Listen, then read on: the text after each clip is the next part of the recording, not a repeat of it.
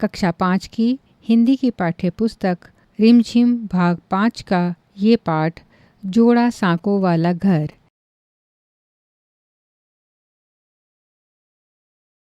लेखिका लीला मजूमदार।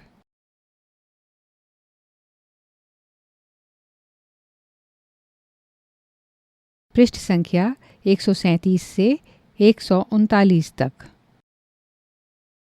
पृष्ठ 137। जोड़ा सांकों वाला घर। उत्तरी कलकत्ता की एक छोटी सी अंधी गली में एक अजीब सा मकान है। उसमें बहुत सी चक्करदार सीढ़ियां हैं जो दरवाजों वाले अनजान कमरों तक जाती हैं,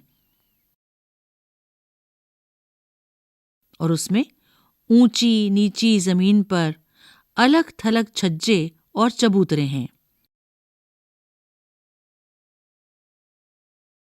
सामने के कमरे और बरामदे बड़े बड़े और खूबसूरत हैं। उनका फर्श संगमरमर का है।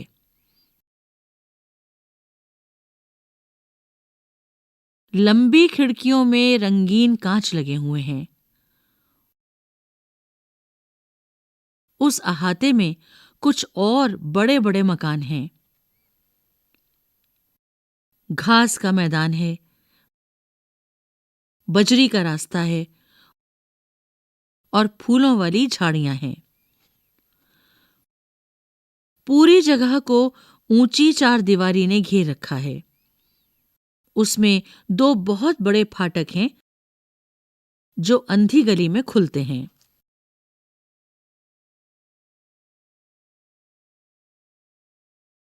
पृष्ठ 138। कलकत्ता के लोग इसे टैगोर भवन कहते हैं।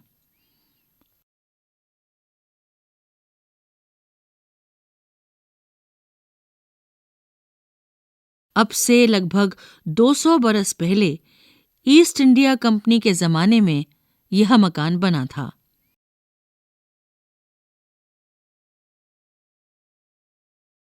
वह छोटी सी गली और उसका नन्हा सा शिव मंदिर भी पुराना है।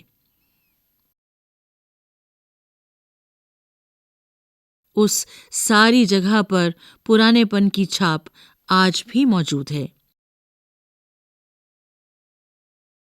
संकरी गली जहां बड़ी सड़क से जा मिलती थी,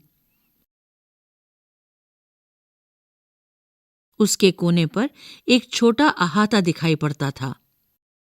उसमें पीतल के बने चिड़ियों के अड्डों की एक कतार थी।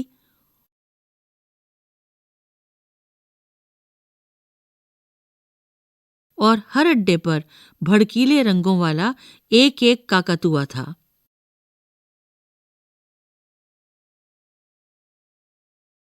उनकी कड़वी तीखी चीख चिल्लाहट की आवाज चारों ओर गूंजती रहती थी। अड़ोस पड़ोस की सारी जगह कुछ अजीब और गैर मामूली ढंग की थी। टैगोर परिवार तभी से इसमें रहता था। बीच बीच में वे लोग इसमें बढ़ोतरी भी करते जाते थे। आज से 100 बरस पहले बरसाती मौसम के तीसरे पहर एक खूबसूरत लड़का खिड़की से झुककर बेचैनी के साथ पानी से भरी गली की ओर देख रहा था।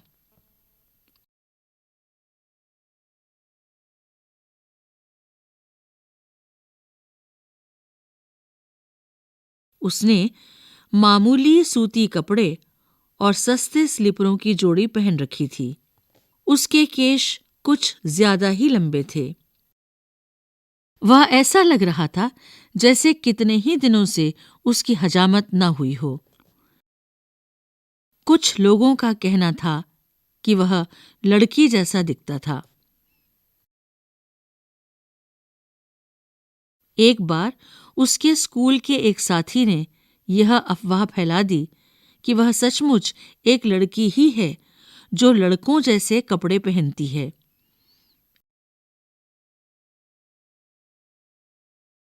इस बात को साबित करने के लिए उसके साथियों ने उसे चाय पीने के लिए बुलाया। उन लोगों ने उसे एक ऊंचे बेंच पर से कूदने को मजबूर किया, क्योंकि उनका ख्याल था कि लड़कियां नीचे उतरते समय पहले बायां पैर उठाती हैं।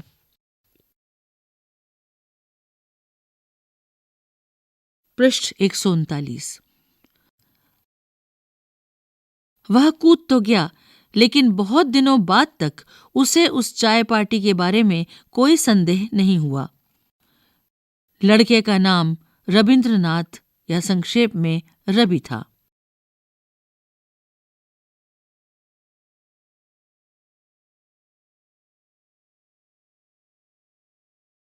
बरसाती मौसम के एक तीसरे पहर 8 साल का रवि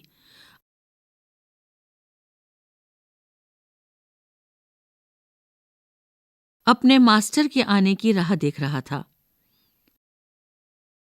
वह मन ही मन चाह रहा था कि पानी भरी सड़कों के कारण मास्टर जी न आ पाएं।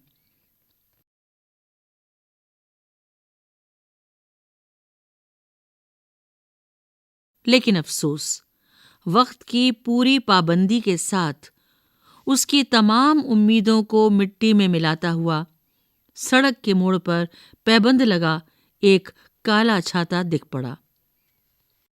अब अपनी किताबें लेकर नीचे के एक मध्यम रोशनी वाले कमरे में जा बैठने के सिवा और कोई उपाय न था।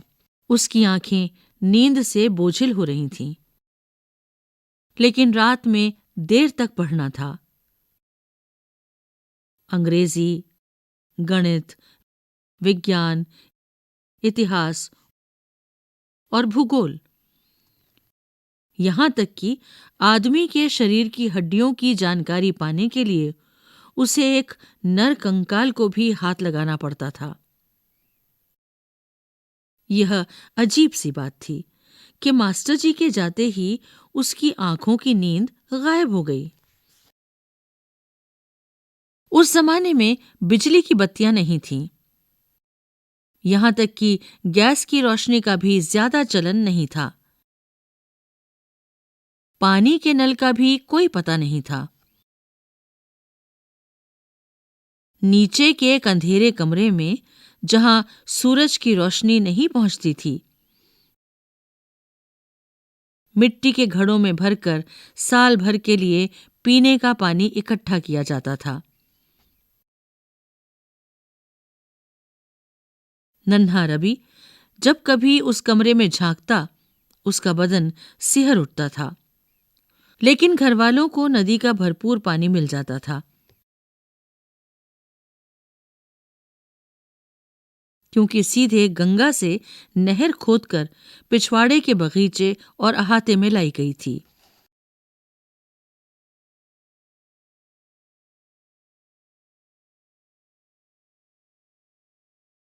जब बाढ़ का पानी चढ़ाता तो रवि बड़े अचरज और बड़ी खुशी से कल कल छल छल करती नदी के पानी को देखा करता था,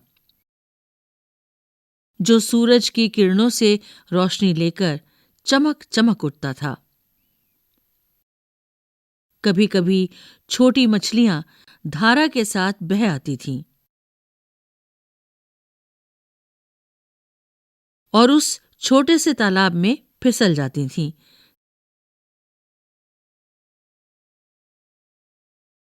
जिसमें चाचा ने सुनहरी मछलियां पाल रखी थीं। छोटी मछलियों के साथ रवि का दिल भी उछल पड़ता था।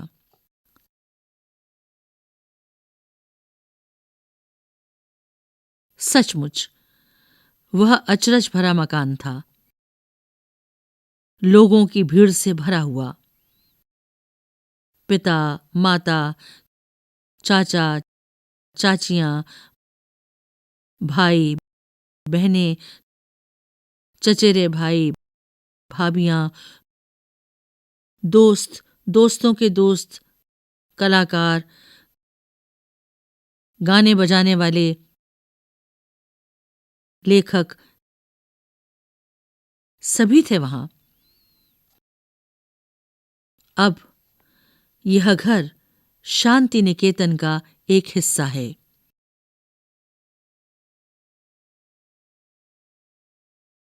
रवि जब बड़ा हुआ तो उसने अपनी जिंदगी का ज्यादातर हिस्सा शांति निकेतन में बिताया। शांति निकेतन में उसने अपना निज का स्कूल बनवाया।